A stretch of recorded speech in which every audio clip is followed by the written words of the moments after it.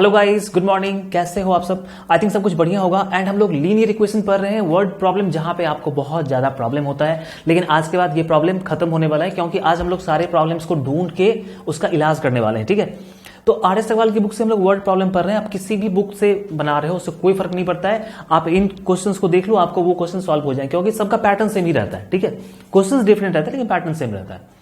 तो आर.एस. अग्रवाल की बुक में ना एक्सरसाइज 8B में बहुत सारे वर्ड प्रॉब्लम्स हैं। तो 1 से लेके 14 तक क्वेश्चन को मैंने सॉल्व कर दिया था, ऑलरेडी सॉल्व कर दिया है। उसका लिंक डिस्क्रिप्शन में आप देख सकते हो। और 15 से लेके 27 तक जो क्वेश्चन बाकी हैं अभी हम लोग सॉल्व करेंगे। इसमें जो सिंपल प्रॉब्लम्स आते हैं वो भी मैंने सॉल्व कर दिया है। आर.एस. अग्रवाल की बुक से एक्सरसाइज 8A का वो भी लिंक डिस्क्रिप्शन में दिया हुआ है, जरूर देख लेना। इसके बाद लीनियर इक्वेशन में कोई प्रॉब्लम कभी नहीं होगा, गारंटी मेरी है। एक और बात आपको कि वीडियो पूरा एंड तक देखना है, स्किप नहीं करना है। हर एक बात को बारीकी से समझना है कि मैं क्या कर रहा हूं, कैसे कर रहा हूं, कहां कर रहा हूं। ये बात अगर आप समझ जाते हो तो you are also a master. ठीक है, फर्स्ट टाइम देखो, सब्सक्राइब कर लेना। अब बात बंद करता हूं, बहुत मैंने बातें कर ली। अब काम करना है, लेकिन सब्सक्राइब कर ही लेना। ठीक है, तुम्हारे लिए इतना कुछ कर रहा हूं मैं, चैनल तुम्हारे लिए है, तो फिर सब्सक्राइब तो तुम्हें को करना पड़ेगा। देखो, पहले क्वेश्चन पढ़ते हैं। Solution. The length of a rectangle exceeds its breadth by 7 centimetre. ठीक है, रेक्टेंगल है उसका जो, तो एक काम करते हैं ना, एक रेक्टेंगल बना ही लेते हैं तो मजा आ जाएगा फिर तो। ओ बड़ा मोटा हो गया यार ये तो। एक मिनट रुक जाओ भाई, थोड़ा सा। चलो यार, रेक्टेंगल ही बना लेते हैं। देखो, एक छोटा सा रेक्टेंगल हमने बना लिया। ठीक है, एक और बना लेता हूं, अगर काम पड़ेगा तो छोड़ हटा जाने दो, इसी में कर लेते हैं। The length of a rectangle exceeds its breadth by 7 centimetre. जो लेंथ है ना, देखो ये हो गया L for length and B for breadth. तो लेंथ जो है ना वो ब्रीथ से 7 सेंटीमीटर ज्यादा है। तो ब्रीथ तो मेरे को पता है नहीं, तो ब्रीथ को हम लोग क्या करेंगे, ब्रीथ को हम लोग x मान लेंगे। तो लेंथ कितना हो जाएगा, लेंथ इससे 7 सेंटीमीटर ज्यादा, मतलब x प्लस 7 सेंटीमीटर हो जाएगा। If the length is decreased bye 4 centimetre, अब अगर लेंथ को 4 सेंटीमीटर कम कर दिया जाए, and breadth is increased by 3 centimetre, breadth को 3 सेंटीमीटर बढ़ा दिया जाए, the area of the new rectangle is the same as the area of original rectangle. वाह, क्या क्वेश्चन है। समझो बात को, पहले हम लोग क्या करते हैं, जो काम किया उसको लिखते हैं। ठीक है, स्टेप बाय स्टेप सॉल्व करेंगे, कोई डाउट नहीं रहेगा। तो आपने सबसे पहले क्या किया, ब्रीथ को अपने x माना है। Let the breadth of rectangle, rect लिखा गया यार, रेक्टेंगल बी x, ब्रीथ को x मान लिया, तो सो लेंथ इक्वल टू कितना हो जाएगा, x प्लस 7। अब तुम यहां पे थोड़ा टेक्निकली दिमाग लगाओ। तुमने देखा कि सर यहां पे एरिया का बात आ रहा है, और ओरिजिनल रेक्टेंगल का मतलब ये इस रेक्टेंगल का एरिया, और फिर जो आने वाला है घटा बढ़ा के उसका एरिया। तो हम एरिया निकालते ही चलते हैं, बाद में निकालने से चाहे कि हम, मेरे को पता है कि एरिया का ही काम हो रहा है, तो हम लोग एरिया फाइंड आउट कर लेते हैं। इसीलिए एरिया ऑफ, ये हमारा ओरिजिनल रेक्टेंगल है, ओरिजिनल रेक्टेंगल। अब तुम लोग सोच रहे होगे कि सर रेक्टेंगल भी डुप्लीकेट होता है, ये तो ओरिजिनल बता रहे हो, तो डुप्लीकेट भी कुछ होगा। ऐसा कुछ नहीं, ठीक है, इंसान डुप्लीकेट हो सकता है। तो रेक्टेंगल का एरिया कितना होता है, length into breadth, length into breadth. और आपको आपके टीचर ने सिखाया होगा कि लेंथ बेटा कितना है, x प्लस 7, और ब्रीथ कितना है, x। तो x प्लस 7 को x से कर देना है मल्टीप्लाई। ठीक है,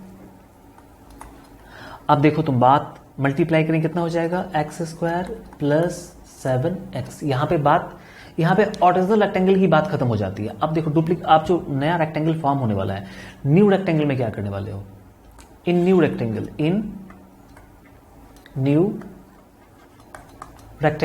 नए रेक्टेंगल में क्या कहा जा रहा है, if the length is decreased bye 4 centimetre, length को 4 सेंटीमीटर कम कर दिया जाए, तो यहां पे जो लेंथ होगा L, वो 4 सेंटीमीटर कम हो जाएगा। मतलब आपका पहले लेंथ कितना था, आपका नहीं, मतलब तुम्हारे रेक्टेंगल का मेरे भाई, x प्लस 7 था, उसको 4 कम करना है, तो 4 कम कर देते हैं, तो कितना बचेगा, x प्लस 3 बचेगा। Alright, and breadth is increased by 7 centimetre, breadth जो है उसको 7 सेंटीमीटर बढ़ा देना है, 3 सॉरी, तो ब्रीथ तुम्हारा x है ना, x को 3 सेंटीमीटर बढ़ा देते हैं। ठीक है, ऑलराइट। तो अभी क्या कहा जा रहा है कि इसका जो एरिया आ रहा है, नए रेक्टेंगल का जो एरिया आ रहा है वो पुराने वाले रेक्टेंगल के मतलब ओरिजिनल रेक्टेंगल के एरिया के बराबर है। तो इसका एरिया पहले निकालते हैं।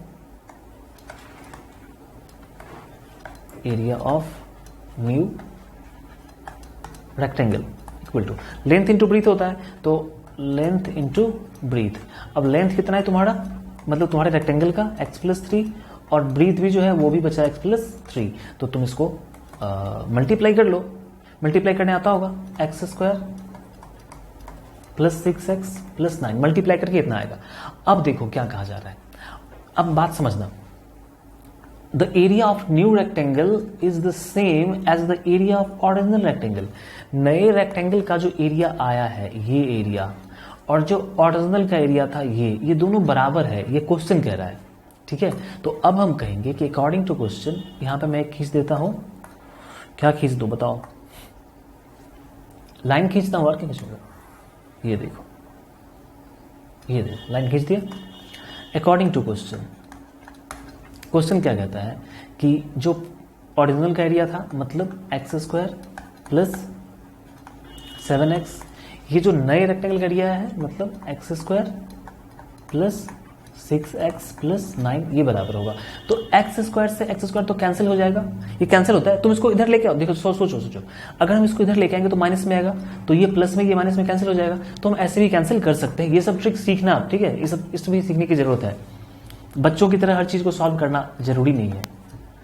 अब देखो 7x, जब लेफ्ट और राइट साइड में सेम चीज हो, उसका साइन भी सेम हो, तो तुम कैंसिल कर सकते हो। अब 6x आएगा इधर, तो इधर आ गया 6x, तो बचा कितना 9। सो x = 9 हो गया। x आपका कितना आ गया 9 आ गया। तुमसे क्या पूछ रहा है? Find the length and breadth. ठीक है, लेंथ और ब्रीथ चाहिए। तो लेंथ कितना था? x + 7, तो x मतलब 9 + 7 सेंटीमीटर लगाना। ठीक है,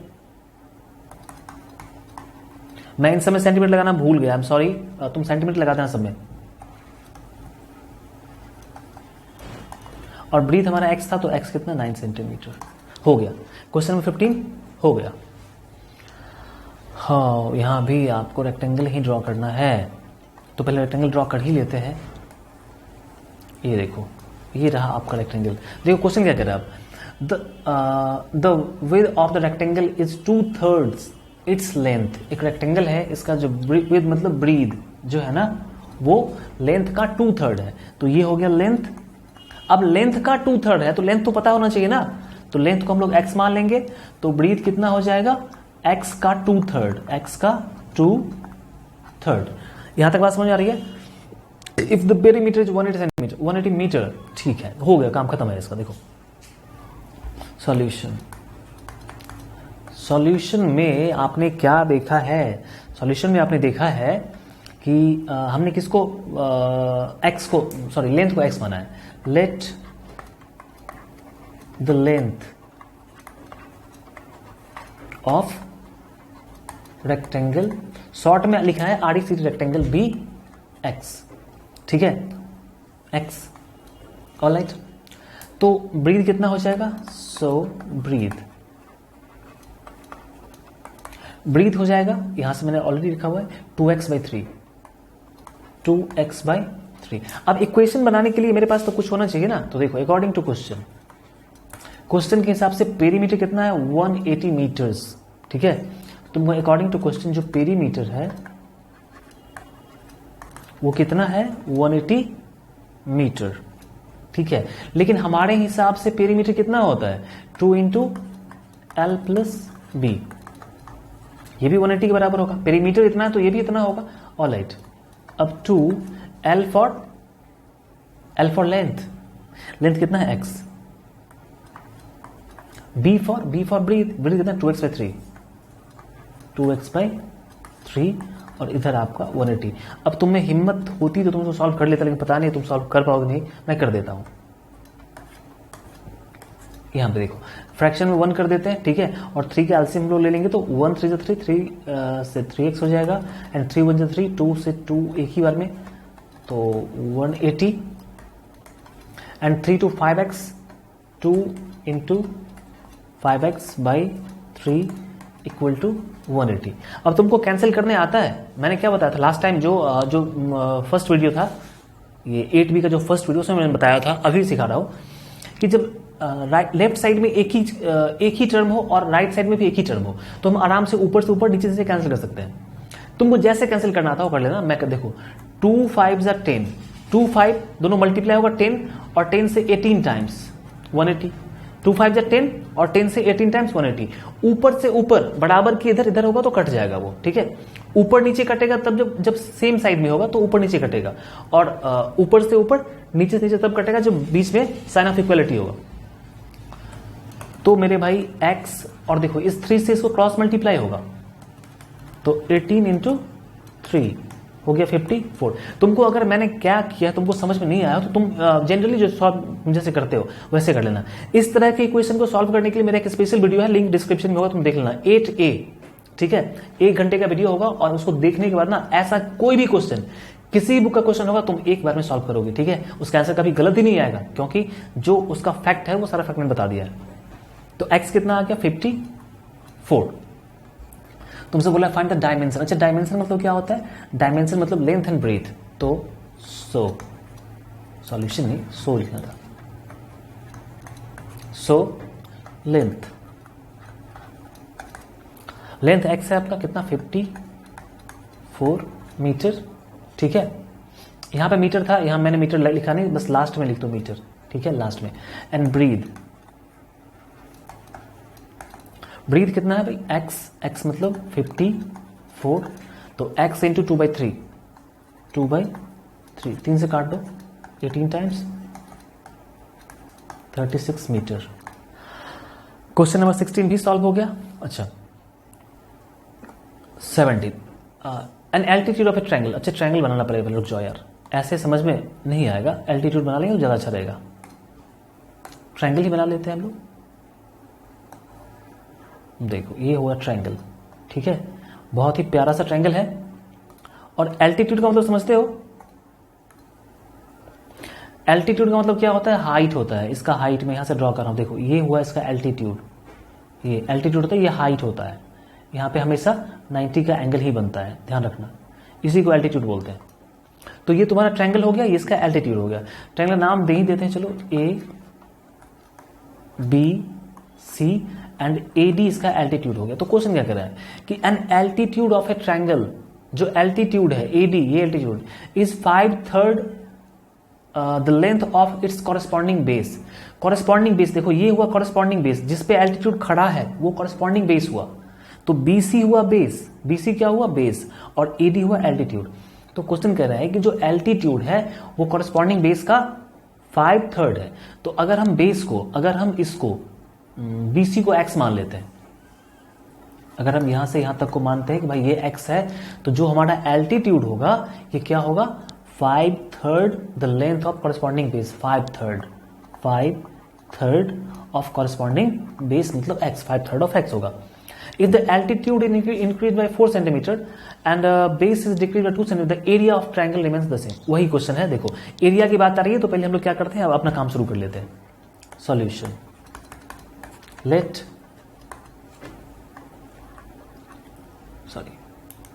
base be x, let base be x, ठीक है। सो एल्टीट्यूड इक्वल टू कितना हो जाएगा? 5/3, ये हमने ऑलरेडी बता दिया है कि 5/3 हो जाएगा, 5/3x। तो देखो एरिया की बात हो रही है तो हम लोग एरिया निकाल ही लेते हैं। एरिया कितना होता है? 1/2 बेस इंटू एल्टीट्यूड, जिसको हाइट बोलते हैं, एल्टीट्यूड ही हाइट होता है, तो 1/2 base into height. 1/2 base x है और हाइट 5x/3। यहां से मल्टीप्लाई करेंगे, 5x/3 जाएगा, इसको मल्टीप्लाई कर लो तो 5x² और नीचे में 3 2 6। बात क्लियर है, समझ में आ रही बात? तो एरिया हमने इसका निकाल लिया। अब देखो ऑल्सो, अब क्या कर रहा है? If the altitude is increased bye 4, तो एक नया ट्रायंगल बनेगा। जब आप एल्टीट्यूड को बढ़ाओगे, बेस को घटाओगे, तो एक नया ट्रायंगल बनेगा। तो also in a new triangle, in a new triangle, एक नए ट्रायंगल में आपका बेस कितना कह रहा है, देखो सॉरी एंड बेस, कोई बात नहीं, मैंने बेस पहले लिख दिया, चलो एल्टीट्यूड ही पहले लिखते हैं, बेस को थोड़ा सा नीचे कर लेते हैं, लो यहां पे आप लिख देते हैं हम लोग एल्टीट्यूड, ठीक है। तो एल्टीट्यूड क्या है, altitude be increased by 4 centimetre, तो कितना है एल्टीट्यूड, 5x/3 है, इसको 4 सेंटीमीटर इंक्रीज कर देना है, कर दिया। And base is decreased bye 2 centimetre, base कितना है, बेस x है, उसको 2 सेंटीमीटर कम कर देना है, तो 2 सेंटीमीटर कम कर देना है, ठीक है। इसको तुम सॉल्व कर लो, यहीं पे सॉल्व कर लो इसको, चलो एलसीएम लेने आता होगा, एलसीएम मैं ले लेता हूं, आपको आता होगा 4x 4 3 12, ये इतना हो जाएगा एलसीएम लेने के बाद। अब क्या करना है कि ये जो क्वेश्चन कह रहा है कि अब जो नया ट्रायंगल जो आपका आया है बेस और एल्टीट्यूड को चेंज करके, तो इसका जो एरिया है वो पुराने वाले ट्रायंगल के एरिया के बराबर है, तो फिर इसका एरिया निकालो, area of new triangle, area of new triangle. तो नए ट्रायंगल कितना होता है, 1/2 बेस इंटू हाइट, ऑलराइट। थोड़ा पीछे से ही लिखते हैं तो मल्टीप्लाई करने में जगह मिलेगा, 1/2 बेस कितना है देखो तो x - 2 है, और हाइट कितना है 5x + 12/3। क्वेश्चन क्या कह रहा है आपका क्वेश्चन कह रहा है कि मेरे भाई क्या कहते हैं कि दोनों का एरिया, मतलब कौन सा एरिया, ये वाला एरिया और ये जो एरिया आपका, तो इसको क्या सॉर्ट आउट कर ले, पहले वो सॉर्ट आउट करते हैं, इसको कंक्लूड कर लेते हैं, मल्टीप्लाई कर लो, 1/2 से इसको मल्टीप्लाई करेंगे तो x - 2/2 हो जाएगा, और मल्टीप्लाई ये रहेगा 5x + 12/3। बस समझ में आ रही है, हमने क्या किया, 1/2 इतना था, तो 1/2 मतलब 1/2 से मल्टीप्लाई कर दिया, तो x - 2/2 इंटू 5x + 12/3 ये आ गया। अब तुम इसको एक बार फिर से मल्टीप्लाई कर लो, मल्टीप्लाई करने आता होगा, ठीक है, मैं ऑटली मल्टीप्लाई कर लेता हूं, सॉरी 5x², ठीक है, और 12x और 5 × 10, तो 2x बचेगा, एंड ये हो जाएगा 24, और नीचे में आपका हो जाएगा 3 × 6, ऑलराइट। ये इतना मल्टीप्लाई करके आएगा, ठीक है, मैंने 5x², मैं एक बार नीचे कर लेता हूँ, 12x 10, तो 2 बचेगा, और ठीक है मैंने मल्टीप्लाई कर लिया, ऑलराइट। अब तुम क्या करो, अब अकॉर्डिंग टू क्वेश्चन करके यहां पे सॉल्व कर दो, ठीक है। आप कह दो क्वेश्चन क्या कह रहे हैं, अकॉर्डिंग टू क्वेश्चन कह रहा है कि दोनों एरिया सेम है, मतलब क्या, जो पुराने का एरिया और नए का एरिया, देख रहे हो ना, remains same, area of the triangle remains same. तो कहने का मतलब ये हुआ कि जो 5x²/6 था, और अभी जो आया है 5x² + 2x - 24/6, ये दोनों एरिया आया है, ये दोनों सेम है। अब मैंने आपको ऑलरेडी बताया था एक बार पहले भी कि नीचे से नीचे ऊपर से ऊपर काट सकते हैं, तो देखो ऊपर में तो बहुत सारे टर्म्स हैं, 1 2 3, ऊपर में 3 टर्म है, लेकिन नीचे में तो एक ही टर्म है ना, तो नीचे वाले को हम काट सकते हैं। अब बेवकूफी ये मत करना कि 5x² से काट देना, ऐसा नहीं करना, क्योंकि ऊपर में एक टर्म नहीं है, ऊपर में 3 टर्म है, लेकिन नीचे में एक ही टर्म है, काट दिया। अब जो बचा हुआ है उसको लिखो, एक बार मैं एक स्पेशल वीडियो बनाऊंगा, ठीक है, इस तरह की कैलकुलेशन कैसे किया जाए, जैसे मैंने कैसे कैलकुलेट कर लिया, इसको मौखिक कर लिया, तुम भी कर सकते हो, ऐसा नहीं है कि मैंने कुछ सीखा, कोई जादू टोना, ऐसा कुछ नहीं है, लेकिन तुमको सीखना पड़ेगा। इसलिए मैंने बार बार तुमको कहा है पहले भी कि भाई एक जगह पे ध्यान लगा के पढ़ो। अगर मेरे चैनल पे पढ़ रहे हो तो बहुत सारे कंटेंट है आपके लिए, मेरे चैनल पे काफी अच्छे अच्छे कंटेंट मैंने, मतलब मेरे हिसाब से, ठीक है, और बहुत सारे लोगों ने अप्रिशिएट भी किया है, तो कंटेंट तो सही में अच्छे हैं, आप देखोगे तो सीखोगे। यहां पे क्या करना, फिर देखो यहां पे क्या करने वाले। अब इधर देखो, ये 5x² और ये अब तुम कहोगे सर यहां पे तो आपने काटा नहीं है, नीचे में क्यों काट रहे हो? भाई यहां पे इसके नीचे में फ्रैक्शन था, इसके भी नीचे में फ्रैक्शन था, तो काट दिया, ठीक है, लेकिन अभी फ्रैक्शन तो नहीं है, तो अब तुम समझ लो अभी ये 5x² उठ के इधर नहीं आ सकता था, ठीक है, अभी क्योंकि ये तो फ्रैक्शन में है तो आप आ नहीं सकता है, लेकिन अभी तो ये फ्री हो गया ना, फ्रैक्शन से तो फ्री है, तो अब काट सकते हैं, काट दिया। तो इधर क्या बचा हुआ है, 0 = 2x - 24। हम 2x को इधर ले आते हैं तो -2x हो जाएगा, इक्वल टू -24। अब माइनस से माइनस कैंसिल होगा, 2 से 12 times 24, x equal to 12। Find the base and altitude. ठीक है, तो बेस कितना था, x था, मतलब 12 सेंटीमीटर है तो सेंटीमीटर लिखेंगे, एंड एल्टीट्यूड एल्टीट्यूड 5/3, x का मतलब 12, 3 4 जा 12, 5 4 जा 20 सेंटीमीटर। क्वेश्चन 17 खत्म हो गया। ऑलराइट,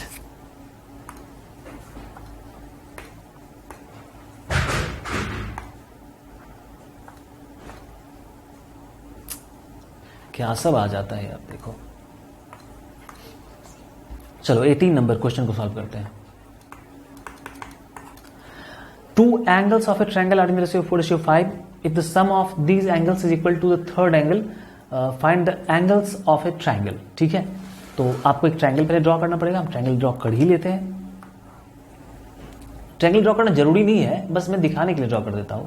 ठीक है, जब भी कुछ करें तो अच्छे से करें ना। देखो नाम दे देता हूं मैं इसको A B। मुझे पता है कि राइट ट्रायंगल ही होगा, इसमें राइट ट्रायंगल बनाया है। अब देखो सॉल्यूशन लिखा हुआ है।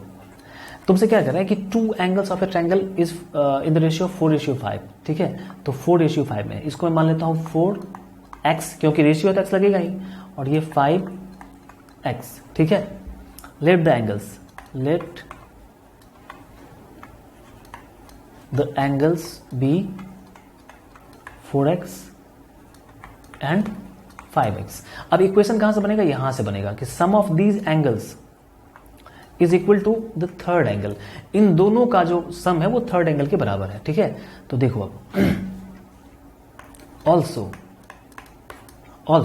हमने क्या कहना है कि भाई क्वेश्चन क्या कह रहा है कि इन दोनों का जो सम है वो थर्ड एंगल के बराबर है।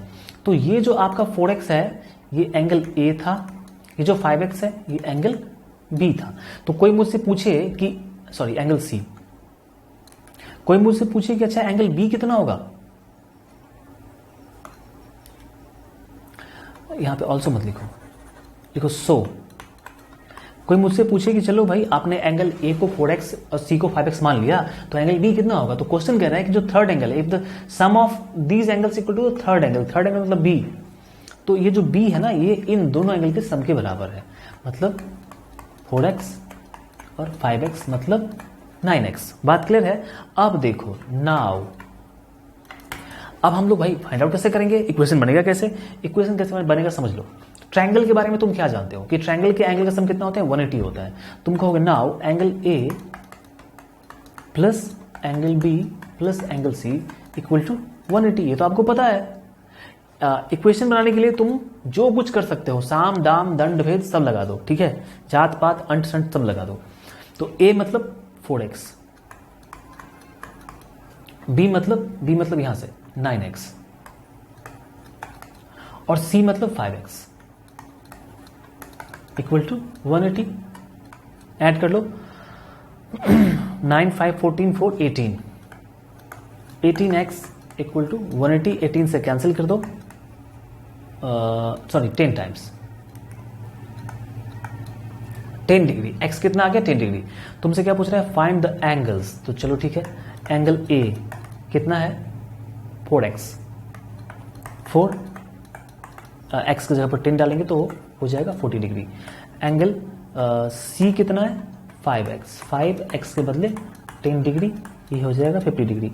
और एंगल B कितना है, एंगल B है आपका 9x। ओहो 9 इंटू 10 डिग्री मतलब 90 डिग्री। मैंने क्या कहा था कि एंगल राइट ट्रायंगल होगा, मैंने राइट ट्रायंगल बनाया भी था। देखो 90 आ गया ना, 18। 19 नंबर क्वेश्चन। एक मिनट रुक जाओ भाई।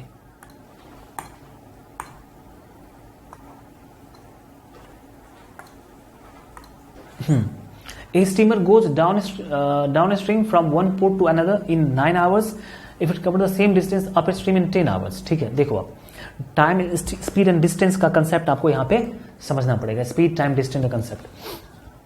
स्टीमर है, ठीक है, मान लो कि ये कोई नदी है यहाँ पे, ठीक है, जिसमें तुम जा रहे हो स्टीमर से, ये तुम्हारा स्टीमर है।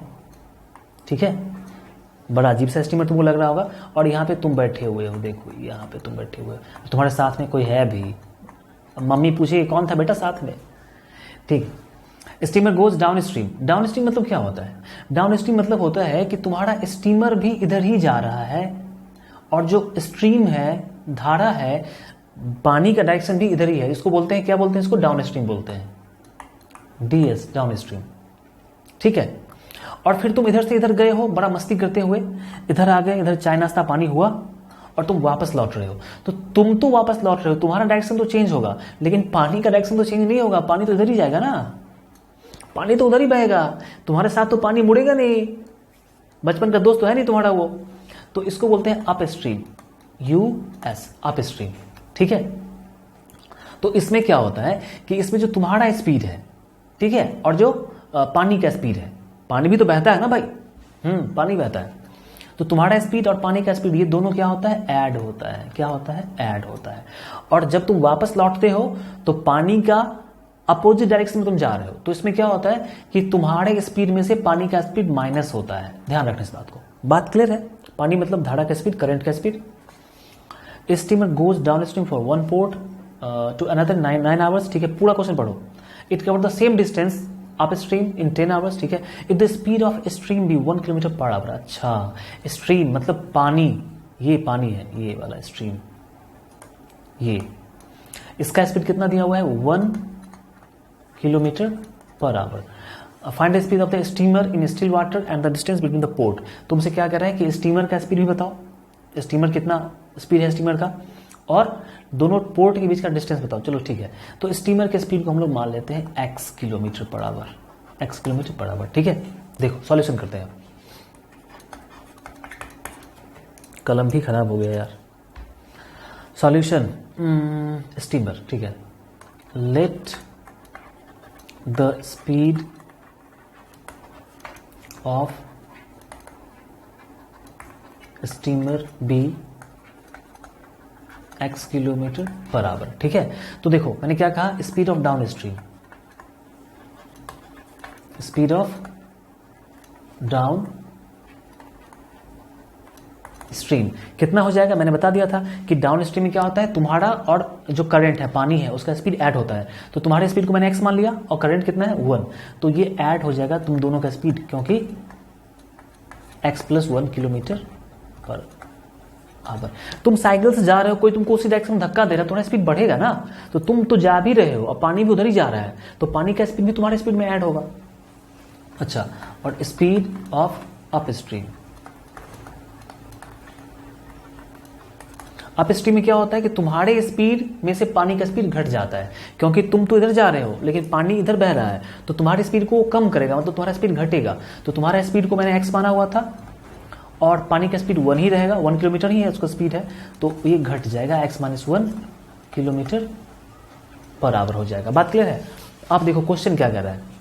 क्वेश्चन कह रहा है कि देखो 9 घंटे में तुम जाते हो, ठीक है, यहां से यहां जाते हो 9 घंटे में। कितना घंटा? 9 आवर। और जब वापस आते हो इधर से इधर, वापस जब आते हो तो तुमको लगता है 10 घंटा, क्योंकि उल्टा आ रहे हो तो 10 घंटा लगेगा। तो इसको इक्वेशन में कैसे कन्वर्ट करेंगे? मेरे दिमाग में एक बात आया कि मैं एक ही जगह जा रहा हूं, वहां से वापस आ रहा हूं। तो कहीं जाओगे तुम, यहां से स्कूल जाते हो, स्कूल से वापस आते हो, तो तुम्हारा स्पीड बदलता है, लेकिन स्कूल और तुम्हारे घर का डिस्टेंस तो नहीं बदलता है, वो तो वहीं रहता है, फिक्स रहता है। तो मैं समझ गया, अच्छा डिस्टेंस तो बराबर रहेगा। और इक्वेशन में क्या करना होता है? इक्वेट करना होता है। तो क्या चीज इक्वल होगा? डिस्टेंस इक्वल होगा। तो देखो तुम निकाल लो। अब देखो, अकॉर्डिंग टू क्वेश्चन क्या कर रहा है कि भाई आप जाते हो 9 घंटे में, कितना डाउन स्ट्रीम जाते हो 9 घंटे में, तो डिस्टेंस कितना हो जाएगा? देखो डिस्टेंस का फॉर्मूला होता है, 1 मिनट यहां पे लिख देता हूं। डिस्टेंस इक्वल टू क्या होता है? Speed into time, speed into time. ये बात ध्यान रखना, ठीक है। अब देखो अकॉर्डिंग टू क्वेश्चन यहां करते हैं। तुम डाउन स्ट्रीम में जा रहे हो तो डिस्टेंस कितना ट्रैवल करोगे? भाई डाउन स्ट्रीम के लिए स्पीड कितना होगा, देखो डाउन स्ट्रीम के लिए स्पीड कितना, सॉरी डाउन स्ट्रीम के लिए डिस्टेंस कितना होगा, डाउन स्ट्रीम में डिस्टेंस कितना होगा, डिस्टेंस होगा स्पीड इंटू टाइम। तो डाउन स्ट्रीम में स्पीड कितना है x+1 और टाइम कितना लग रहा है 9 घंटा लग रहा है। ये डिस्टेंस हो गया, डिस्टेंस तो बदलेगा नहीं, डिस्टेंस तो बराबर ही रहेगा, किसके बराबर, लौटते वक्त भी डिस्टेंस बराबर रहेगा। तो लौट रहे हो मतलब तुम आ रहे हो अप स्ट्रीम में, तो डिस्टेंस मतलब स्पीड इंटू टाइम। अभी स्पीड कितना हो गया x-1 और टाइम देखो अप स्ट्रीम में 10 घंटा लगता है। ये दोनों डिस्टेंस ही है, ये दोनों क्या है, डिस्टेंस है और डिस्टेंस बराबर होता है तो बराबर कर दिया। अब इसको सॉल्व कर लो, 9x + 9 10x - 10, 9x 10 को इधर ले जाओ, -10x -10 9 को इधर ले आओ, -9 ये हो जाएगा -x, ये हो जाएगा -19, x = 19। x क्या था किलोमीटर पर आवर में, तो x = 19 kilometre per our. Find, देखो तो तुम्हारा क्या पूछ रहा है, स्पीड ऑफ स्टीमर हमने निकाल दिया, स्पीड ऑफ स्टीमर हमने निकाल दिया। अब तुमसे क्या पूछ रहा है, डिस्टेंस। तो डिस्टेंस क्या होता है भाई, डिस्टेंस होता है स्पीड इंटू टाइम। ये भी डिस्टेंस ही है और ये भी डिस्टेंस ही है, तुम कहीं भी निकाल सकते हो, कुछ भी निकाल सकते हो। तो देखो डिस्टेंस, तुम x का वैल्यू यहां डालो चाहे यहां डालो, बात तो बराबर, दोनों बराबर ही है ना। तो x+1 इंटू 9, x का मतलब 19 + 1 इंटू 9, 19 + 1 20 इंटू 9, 9 2 18, 180 किलोमीटर। सही है ना भाई, 19 120 सही तो, 19 120 हाँ ठीक है। 20 नंबर क्वेश्चन, 20 नंबर क्वेश्चन में देखो क्या कह रहा है question, the distance between 2 station is 300 kilometre. 2 station के बीच का डिस्टेंस कितना है 300 किलोमीटर। अच्छा यही क्वेश्चन है, देखो 2 स्टेशन, मैं यहां पे फिगर बना देता हूं, ये स्टेशन ए है और ये स्टेशन बी है, इसके बीच का डिस्टेंस है 300 kilometre. 2 motorcyclist start simultaneously from these stations, ठीक है, and move towards each other. अब देखो एक बाइक वाला इधर और दूसरा बाइक वाला इधर है, क्या कर रहा है, 2 motorcyclist start simultaneously from these stations and move towards each other. ये जा रहा है इधर एक दूसरे की तरफ और ये आ रहा है इधर। ये भाई बाइक ही है, ठीक है, ऐसे मैंने बना दिया है, तुमको आंख लग रहा होगा देखने में, तो ऐसा कुछ नहीं है। ये लो हैंडल भी हो गया अब तो, ठीक है। अब तो बड़ा अजीब लग रहा है, जाने दो यार, जो भी लग रहा है समझो कि वही बाइक है, ठीक है। The speed of one of them is 7 kilometre. उनमें से किसी एक का स्पीड 7 किलोमीटर है, कितना है 7 kilometre per our, more than the other, sorry तो मान लेता हूं, देखो मैं मान लेता हूं कि इसका स्पीड कितना है x है, तो इसका स्पीड x + 7 होगा। इसका स्पीड मैंने x मान लिया, इसका स्पीड कितना है x है, तो इसका स्पीड 7 किलोमीटर ज्यादा है इससे, तो x + 7 इसका स्पीड हो गया। Alright, if the distance between them after 2 hours of their start is 32 kilometre. अब 2 घंटा चलने के बाद ये यहां पे आ गया और 2 घंटा चलने के बाद ये यहां पे आ गया। अब इनके बीच का जो डिस्टेंस है वो 34 किलोमीटर है, ठीक है। तो find the speed of the motorcyclist. Motorcyclist का स्पीड बताओ, बता देते हैं, क्या दिक्कत है इसमें, कैसे बताओगे, समझना पड़ेगा बात को। इन दोनों ने कितना ट्रैवल किया, इन दोनों के बीच का डिस्टेंस कितना रह गया, आप 34 किलोमीटर। तो इन्होंने ट्रैवल कितना कर लिया, तो तुम कहोगे कि सर 300 किलोमीटर का डिस्टेंस पहले था इनके बीच में, ए और बी यहां था, तो इनके बीच में कितना डिस्टेंस था 300 किलोमीटर। अभी इनके बीच में कितना डिस्टेंस है 34, मतलब 300 में से 34 को सब्ट्रैक्ट करेंगे तो 266 किलोमीटर इन लोगों ने ट्रैवल कर लिया है मिलके, दोनों मिलकर ट्रैवल किया है। क्यों, क्योंकि ये इधर से जा रहा है और वो इधर से जा रहा है, तो दुनिया तो कम हो रही है ना, तो दोनों मिलकर ट्रैवल करता है। तुम मेरे यहां पढ़ने के लिए आओगे तो मैं बैठा हुआ हूं, ठीक है, तुमको मेरे घर पे आना पड़ेगा, लेकिन तुम कहोगे सर आप भी आ जाओ, अब मैं भी आता हूं उधर से, तो हम दोनों आदमी चलेंगे, बहुत जल्दी मिल जाएंगे। मतलब डिस्टेंस मैंने भी ट्रैवल किया, तुमने भी ट्रैवल किया। यार बहुत बोलना पड़ता है, बहुत बोलना पड़ता है। तुम लोग सब्सक्राइब वगैरह किए हो कि नहीं किए हो, हाँ कम से कम उतना तो कर लो यार। अब बहुत थक गया हूं, इसके बाद क्वेश्चन बता नहीं पाऊंगा, फिर नेक्स्ट वीडियो में देखा जाएगा। सब्सक्राइब कर लेना और वीडियो को शेयर कर देना, ठीक है। समझना कि तुम्हारे बड़े भाई का चैनल है, ठीक है, और वही पढ़ा रहे हैं और तुमको पढ़ा रहे हैं, तुम्हारे लिए पढ़ा रहे हैं। चलो ठीक है, तुम मान लो भाई distance of speed of one motorcyclist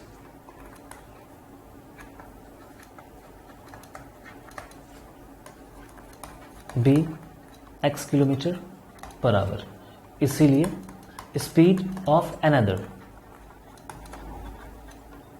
कितना हो जाएगा, दूसरे का स्पीड 7 ऐड करना है, 7 ज्यादा था तो x plus 7 kilometre per hour. बात क्लियर है। अब देखो 7 देखो हाँ, if the distance between them after 2 hour. अब एक बात तुम मुझे बताओ कि 2 घंटे के बाद इन दोनों के बीच में डिस्टेंस कितना है, 34। मतलब 2 घंटे में उन्होंने इतना डिस्टेंस ट्रैवल कर दिया, तभी ना 34 बचा हुआ है डिस्टेंस। 2 घंटे में मेरे और तुम्हारे बीच में कितना डिस्टेंस बचा हुआ है, 34, जबकि पहले कितना था 300 किलोमीटर। तो हम दोनों ने मिलकर कितना ट्रैवल कर लिया, 266 किलोमीटर। कितने कितने घंटे में, 2 घंटे में। बात समझ रहे हो। तो देखो अब according to question speed distance travelled by both of them, दोनों मिलकर कितना स्पीड ट्रैवल किया है, सॉरी कितना distance travel, according to question distance travelled by both of them कितना, 266। जबकि डिस्टेंस कैसे निकालते हैं, डिस्टेंस निकालते हैं distance equal to speed into time, ये होता है फॉर्मूला। क्लियर है बात। तो देखो अब मैं तुमको समझा रहा हूं। मान लेता हूं कि मैं ए हूं और तुम बी हो, क्योंकि मेरा स्पीड ज्यादा है ना तो मैं थोड़ा तेज चलाऊंगा। तुम ही मान लो तुम ही ए हो, ठीक है, तो तुम भी 2 घंटे चले हो। मैंने तुमसे कहा, तुमने मुझसे कहा कि सब निकलो, आप बाहर निकलो, मैं भी निकल रहा हूं बाहर, ठीक है, सामान लेके निकलो, मैं भी निकला, तुम भी निकले हो, साथ में निकले, तो 2 घंटा दोनों लोग चले। तो तुम चले हो 2 घंटा, तो डिस्टेंस इक्वल टू क्या होता है, स्पीड इंटू टाइम। तो तुम्हारा स्पीड कितना है, तुम्हारा स्पीड है x प्लस 7, तुम्हारा स्पीड x प्लस 7 है और तुम 2 घंटा चले हो, 2 घंटा। फिर तो मान लो ना कि तुम यहां से यहां तक चले हो और मैं यहां से यहां तक चला हूं, तो मैं कितना चला हूं, मेरा स्पीड कितना था, x था, मैं भी 2 घंटा ही चला हूं, तो डिस्टेंस x मेरा स्पीड और 2 घंटा टाइम, तो स्पीड इंटू टाइम बराबर डिस्टेंस। हम दोनों के डिस्टेंस को ऐड करने पे कितना आएगा, 266। बात क्लियर है, इक्वेशन बन गया। 2 से मल्टीप्लाई करेंगे 2x प्लस 14 और यहां 2 से मल्टीप्लाई करेंगे तो 2x, 266। क्लियर बात। 2 to 4 266, 14 को इधर ले जाते हैं तो ये 14 सब्ट्रैक्ट हो जाएगा तो बचेगा 252। सही है, 4 सही है, सही है। तो x इक्वल टू कितना हो जाएगा, 252/4। अब 4 से कैंसिल कर दो, 63, ठीक है, 6 चौके 24, 12, ठीक है, 63। तो x किलोमीटर पर आवर था, तो x कितना हो गया, x मतलब, बात समझ में आ रही है। तुमसे क्या कर रहा है कि find the speed of each motorcyclist, तो स्पीड ऑफ फर्स्ट,